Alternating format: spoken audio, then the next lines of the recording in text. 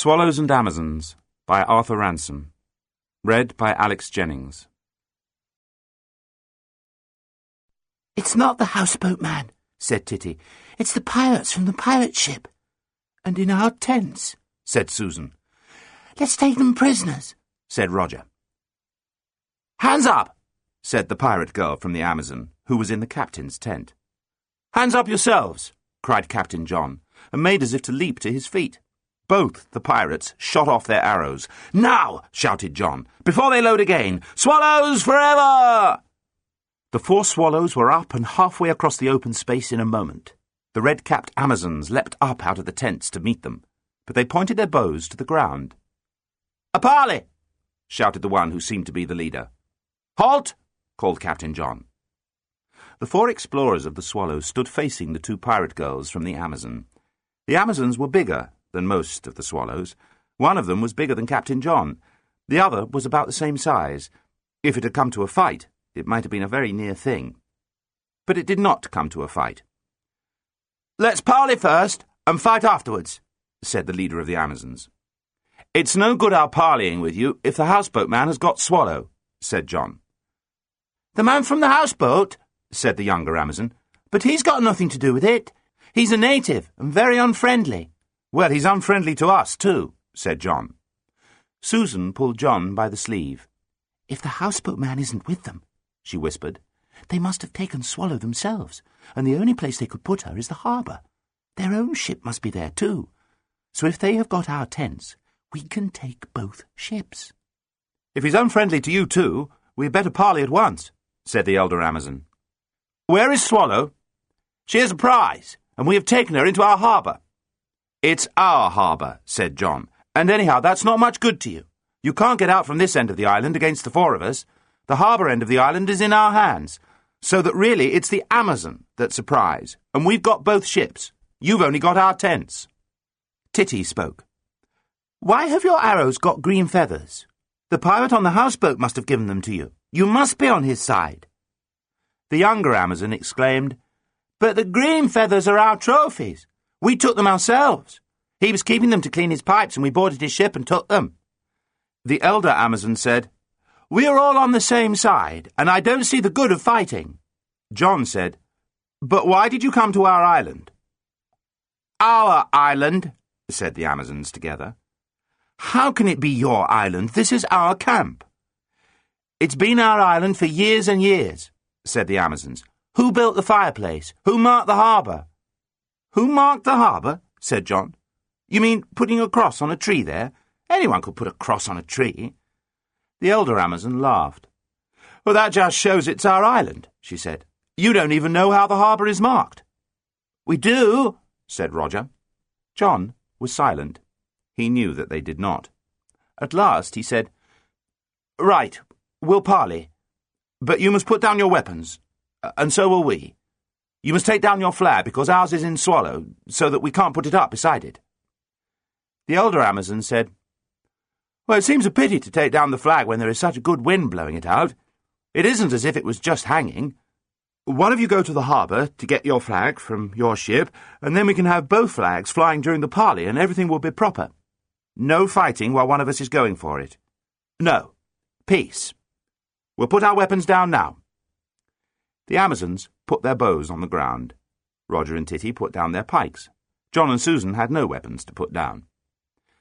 "Mr. Mate," said John, "will you send one of your men to the harbour to bring our flag from Swallow?" "Skip along, Roger," said Mate Susan, and then, turning to the Amazons, "You swear the houseboat man is not there to take him prisoner?" "Of course," said the Amazons. "But will you swear he does not do anything to our ship?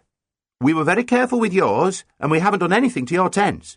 We could have burnt them easily, or razed them to the ground." "We swear," said Captain John. "Why not scuttle their ship and keep them prisoners?" said Titty.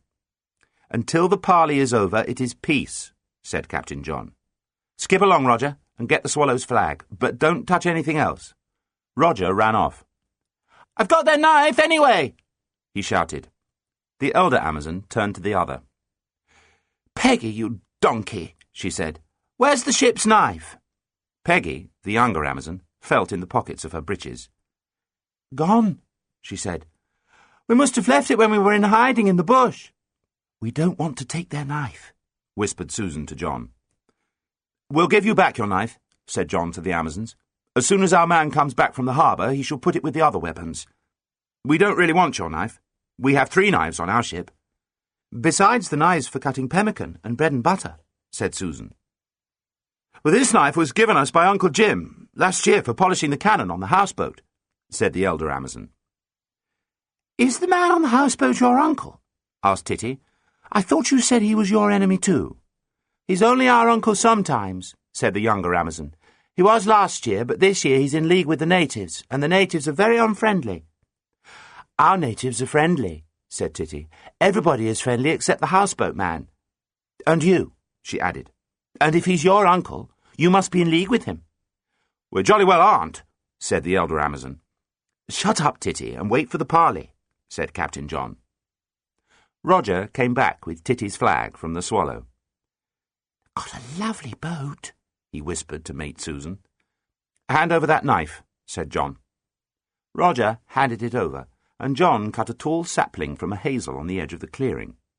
He made a sharp point at one end of it to stick in the ground. Then he fastened Titty's flag to the top of it, found a soft place, and planted his flagstaff firmly beside the pirate flag of the Amazons. Then he wiped the knife on the grass, shut it up, and put it with the bows and the pikes. Now for the parley, said he. He walked towards the Amazons and held out his hand. My name is John Walker, he said, master of the ship Swallow. This is Susan Walker, mate of the Swallow. This is Titty, able seaman. This is Roger, ship's boy. Who are you? The elder Amazon shook hands with him.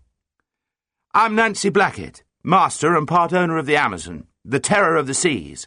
This is Peggy Blackett, mate and part owner of the same. Her real name isn't Nancy, said Peggy. Her name is Ruth, but Uncle Jim said that Amazons were ruthless, and as our ship is the Amazon, and we are Amazon pirates from the Amazon River, we had to change her name. Uncle Jim gave us the ship last year. We only had a rowing boat before that. Nancy Blackett scowled ferociously. I'll shiver your timbers for you if you don't stop chattering, Peggy. They must be in league with the houseboat pirate, said Titty. Didn't you hear how she said he gave him their ship?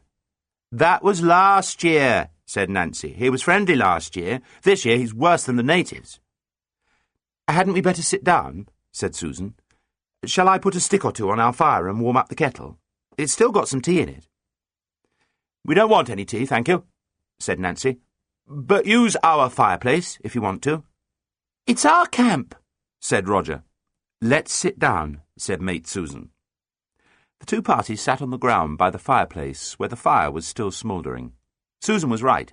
It is much more difficult to be fierce sitting down than standing up. First of all, said Nancy Blackett, when did you come to these seas? We discovered this ocean nearly a month ago. When did you first come to this island? We've been on the island for days and days. Well, said Nancy Blackett, we were born on the shores of the Amazon River, which flows into this ocean. We've been coming to this island for years and years. We used to come in a rowing galley until Uncle Jim gave us the Amazon, said Peggy. We used to land at the place where we found your ship until we discovered the harbour. We've made our camp here every year. Look here, said Nancy Blackett. What is the name of the island? We haven't yet given it a name, said John. It is called Wildcat Island. Uncle Jim called it that because it belonged to us. That shows you whose island it is. But it's our island now, said John. It was uninhabited when we came, and we put our tents up here, and you can't turn us out. Titty broke in. Is your Uncle Jim a retired pirate? She asked. I said he was as soon as we saw him. Nancy Blackett thought for a moment. It's quite a good thing for him to be, she said at last. But, said Titty, you are pirates too. That's why he hates us. He must be Captain Flint. He knows what pirates are. He knows the day will come when he will walk the plank off the deck of his own ship when we have captured it. We'll help, said Roger. He hates us, said Captain John. He's been stirring up the natives against us. Let's be allies, said Nancy Blackett. Then it won't matter who the island belongs to. We will be allies against Captain Flint and all the natives in the world. Except our friendlies, said Titty. Let's be allies, said Peggy. Really, we wanted to be allies as soon as we saw your smoke on the island yesterday. We're sick of natives, and we wanted to be allies at once, if only we hadn't promised to be home for lunch. That was why we just sailed round the island and defied you with our flag. There wasn't time for anything else. Then we went home.